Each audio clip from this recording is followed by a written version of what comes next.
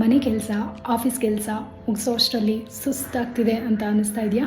ರಾತ್ರಿ ಸರಿಯಾಗಿ ನಿದ್ದೆ ಬರ್ತಾ ಇಲ್ಲ, ಬೆಳಿಗ್ಗೆ ಏಳೋಷ್ಟೊತ್ತಿಗೆ ಟಯರ್ಡ್ ಅನ್ನಿಸ್ತಾ ಇದೆ, ಇಡೀ ದಿನ ಎನರ್ಜಿನೇ ಇಲ್ಲ, ಹಾಗೆ ಸ್ಟೆಪ್ಸ್ ಹತ್ತಬೇಕಾದ್ರೆ ಸುಸ್ತಾಗ್ತಾ ಇದೆ, ಸರಿಯಾಗಿ ಬ್ರೀತ್ ಮಾಡೋಕ್ಕಾಗ್ತಿಲ್ಲ ಅಂತ ಅನ್ನಿಸ್ತಾ ಇದೆಯಾ ನಿಮಗೆ?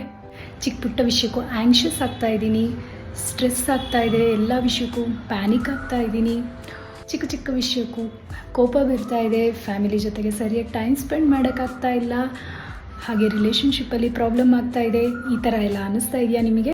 ನೋಸ್ ಬ್ಲಾಕ್ ಆಗ್ತಾ ಇದೆ, ಅದರಿಂದ ಉಸಿರಾಡೋಕ್ಕೆ ಕಷ್ಟ ಆಗ್ತಾ ಇದೆ, ಅದರಿಂದ ಮೈಗ್ರೇನು, ಲೈಟ್ ಹೆಡೆಡ್ನೆಸ್ಸು ಎಲ್ಲ ಸ್ಟಾರ್ಟ್ ಆಗಿದೆ, ಹಾಸ್ಪಿಟಲ್ಗೆ ಎಲ್ಲ ಅಲ್ದಾಯಿತು, ಎಷ್ಟು ದುಡ್ಡು ಖರ್ಚು ಮಾಡಿದ್ರು ಹೆಲ್ದಿ ಅಂತ ಅನ್ನಿಸ್ತಾ ಇಲ್ಲ, ಈ ಥರ ನಿಮಗೂ ಫೀಲ್ ಆಗ್ತಾ ಇದೆಯಾ?